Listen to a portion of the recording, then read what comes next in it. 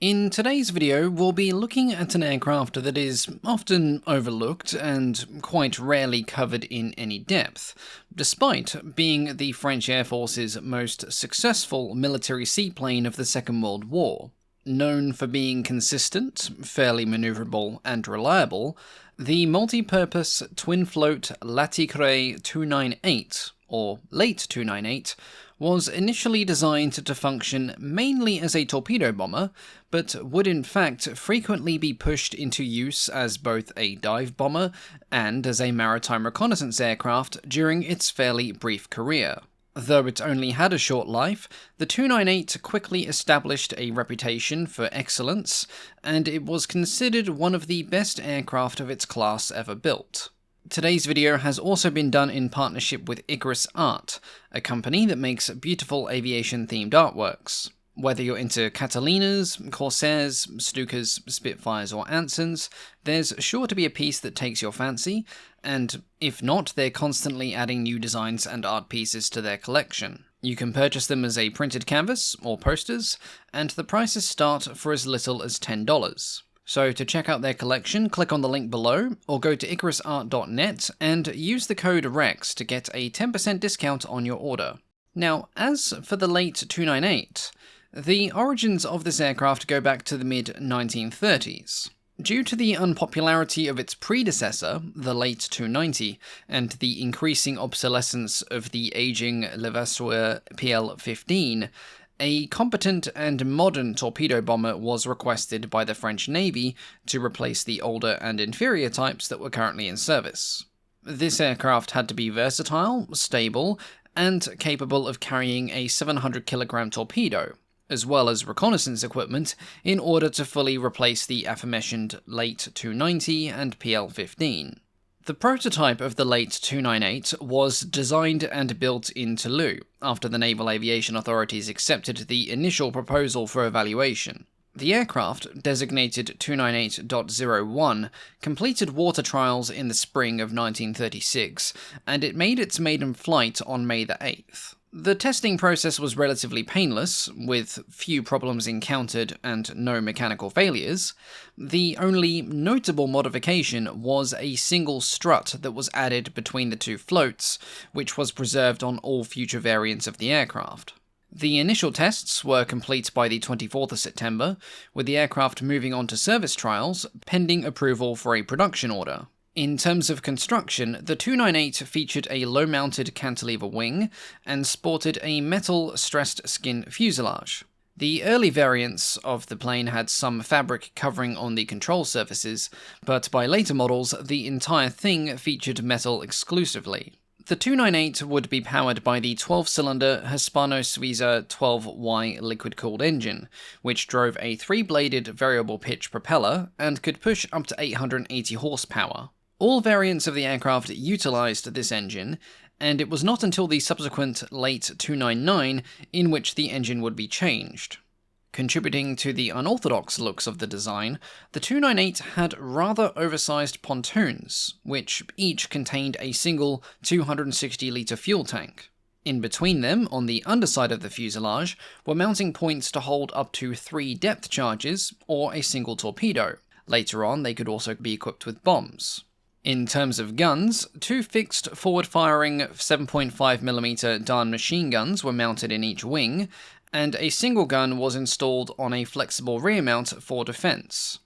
It appears that attempts were also made to fit a 20mm Hispano-Suiza cannon as an offensive weapon instead, but this was not able to be accommodated due to the size constraints in the engine nacelle.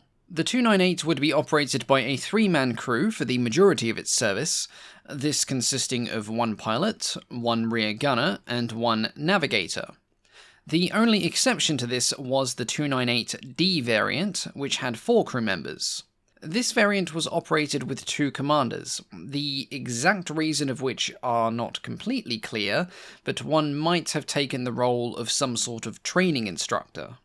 The 298 first entered service in late 1938 with the T-2 Squadron, who used it for training purposes from late October 1938, with the T-1 Squadron following suit in the next month. 2 fatal accidents were reported during this early training deployment, though reportedly these were due to pilot error rather than any issue with the aircraft itself. By the time France had declared war on Germany after the invasion of Poland, 4 French squadrons were operating the 298. These included the previously mentioned T1 and T2 squadrons, which were followed by T3 Squadron in 1939 and the T4 Squadron in early 1940. The 298 underwent a number of design changes during its lifespan, with various modifications altering its design and capabilities. There were 4 main variants, which were very similar externally. The late 298A was the first variant and featured a cantilever wing, 2-bladed variable pitch propeller, and had significant similarities to the prototype 298.01, but with a slightly modified and redesigned cockpit for increased visibility. Measuring 12.56 meters in length, its maximum speed clocked in at 286 kilometers an hour, and it could climb to 2,000 meters in 6 minutes and 47 seconds. By the time the 298D variant had been produced, the plane's maximum speed had increased to 295 kilometers an hour, and it had a climb of 2,000 meters in 6 minutes and 33 seconds. The service ceiling was also marginally higher on the D model, which included the additional crew member as well. The 298B was unique in the series as it was the only variant with foldable wings, a modification that was intended for ease of stowage on French Navy ships. That being said, it was not a modification that would persist. Additionally, an observer's position had been added to the 298B, which wasn't present on the earlier variant, along with a new dual control feature and the additional ability to carry either an external 535-litre fuel tank or a smokescreen device. This dual control feature would again appear on the later 298F variant. The 298A and 298B were similar in their maximum bomb carrying capacity, with both able to carry up to 150 kilograms in bombs. One prototype of the 298E variant was built, and boasted a range of 1,500 kilometers, representing a 50% increase over its predecessors. This difference in range can be accounted for as the 298E was primarily intended to be a reconnaissance seaplane and not predominantly a torpedo bomber like the earlier models. This one first flew in 1940. The late 299 was a later development and drew heavy inspiration and influence from the prior 298s. The 299 was a land-based reconnaissance torpedo bomber with the Hispano-Suiza 12Y-43 engine. It had 920 horsepower and first flew on the 7th of July 1939, but only 2 prototypes of this aircraft were ever built as the outbreak of war curtailed development. Looking at its service history, the 298 underwent its combat debut during the Battle of France in May of 1940. However, the first sorties seen by the 298 were maritime patrols undertaken in late 1939 over the English Channel in search of German submarines, though these were ultimately unfruitful. The next year, with the German summer offensive into northern France causing enormous pressure on the French military, the Northern French Operations Zone requested aid from the Navy in attempts to quell the onslaught. Unwilling to be of no use, the head of the Northern French naval forces opted to commit naval aircraft to the ongoing ground battles. This was met with resistance from some officials in the French military, as of course the aircraft were not necessarily designed for combat of this nature, and, in the case of the 298s, were only equipped with anti-shipping bombs. Furthermore, the crews of the 298 were largely untrained in attacking ground targets. However, these protestations were quickly overridden as the desperate times in France called for desperate measures, and thus the 298 was flown frequently during the German offensive, serving as ground attack and close air support, and engaging in shallow dive bombing as the Third Reich's troops gained significant ground inside French territory. In one instance, on the 23rd of May, 18 298s bombed roads and bridges near the River Somme in desperate attempts to stop the Germans from crossing, with 3 298s ultimately shot down in combat with Bf 109s. In another instance, 4 298s encountered 9 Bf-110s, with only one of the 298s making it back to base that day. Despite the somewhat makeshift nature of the situation, the 298's versatility did in fact shine in this secondary role, and it suffered significantly less losses than many other aircraft deployed alongside it, despite having never been designed or intended for such types of combat. Using shallow dive bombing attacks as well as long-distance night reconnaissance missions, the floatplane continued in this role virtually until the day of the French capitulation. Some 298s also saw combat against Italian aircraft following the declaration of war on June the 10th, but this only amounted to a few aerial skirmishes before the ceasefire kicked in. Before the fall of France on the 22nd of June 1940, well over 100 late 298s had been built, in all of its versions, and following the surrender, some of the remaining 298s fell into the possession of the German puppet Vichy France in the south. Others had been evacuated to French territory in North Africa. No intact 298s were found by the Germans in the occupied north half of France, but some were found in an assembly line outside of Bordeaux in differing stages of construction, with one of these subsequently being taken back to Germany for the purpose of further testing. As for the Vichy French aircraft, the 298 was used for the purpose of reconnaissance, which was also its main utility in the hands of the Free French at the same time.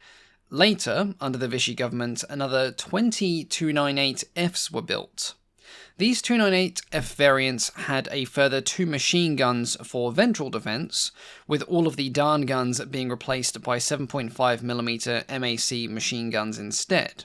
Interestingly, there was at least one 298 used by the Royal Air Force on anti-submarine patrols in and around the English Channel, probably due to a French pilot defecting and flying it to Britain.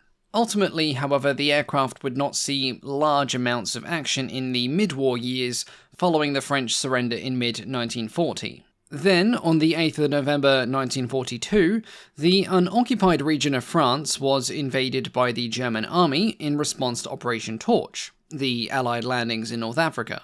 When this occurred, 54 298 aircraft were discovered by the Germans at the Berre Naval Air Station near Marseille, and they were subsequently seized. Initially, the Italian Navy had interest in these 298s to aid with their campaigns in North Africa, but these were not delivered soon enough, and with the Allied invasion of southern Italy in mid-1943, and the subsequent capitulation of Italy, the 298s were never flown by the Regia Aeronautica. Meanwhile, after the Germans captured the 50-odd 298s in the southern zone of France, they were in fact then used sporadically for the duration of the war, mainly for liaison purposes. After sitting in southern France for over a year, most of these 298s were transported back to Germany for evaluation as service aircraft. The Luftwaffe was not only interested in the 298 for liaison duties, but wanted to explore its use as a ground support aircraft as well. The 298's guns, bomb racks, and radio sets were set to be replaced by standardized German equipment, and some of these 298s were also repainted in German colors. Part of the German plan before August of 1944 regarding the 298s was to sell them to the Romanian Air Force, which was still embroiled in brutal fighting on the Eastern Front and around the Black Sea. These aircraft were offered to Romania, but they were only inclined to accept them if the 298s came with additional support for air and ground crews. Ultimately, this went nowhere and the deal fell through. Germany was also then planning to have the 298 substitute their shrinking Arado 196 squadrons in the Black Sea region, as by this point in the war, German production was prioritized in other areas, and the attrition rates of the Arado could not be kept up with. However, a shortage of compatible parts meant that an estimated maximum of just 30 of the 298s could be operational at any one time, and firing trials in July and August of 1944 with the MG-81Z found that the gun mount could not be satisfactorily installed. A single 298 was successfully modified and fully converted in May 1944, with plans to convert more, But these modifications were quickly aborted, as the war situation by August 1944 meant no more Tu-98s could be delivered from France to Germany, owing to the horde of Allied troops pouring into France. To compound the situation in August, Allied forces, led by the United States, successfully invaded and occupied southern France during Operation Dragoon, and this was the region that the Tu-98s were being mostly held. Multiple sabotaged Tu-98s were discovered by the Allies, with others being completely destroyed by the Germans elsewhere to prevent them falling into enemy hands. But not all were indeed destroyed. Towards the end of the war, when portions of France were liberated by Allied forces, the Tu-98 once again saw significant action against the Germans, as, in the hands of the Allies, they were used for naval attacks on German ships on the French Atlantic coast. These missions would ultimately prove to be among the last that the Tu-98 would ever be involved with, as the plane was quickly retired from service shortly after the war in 1946, and by 1951 had ceased to be used by the French Navy even for training purposes. In the end, the Tu-98 never ended up serving its main intended function in combat, that of a torpedo bomber, but it still managed to be revered and respected by pilots of multiple nations which flew it before, during, and slightly after the Second World War. The potential of the design is displayed by the interest that German and French pilots and designers still had for it in late 1944, despite its initial production dating to the mid-1930s. Often relegated to a footnote, despite its fascinating service history and story, the aircraft's ability to carry out bombing raids, operate in maritime roles, and make a decent reconnaissance platform is a testament to the design's impressive range of versatility and functionality. As always, thank you all so much for watching, and a big thank you, of course, to the Patreon supporters. I will update all of these details upon my return next month.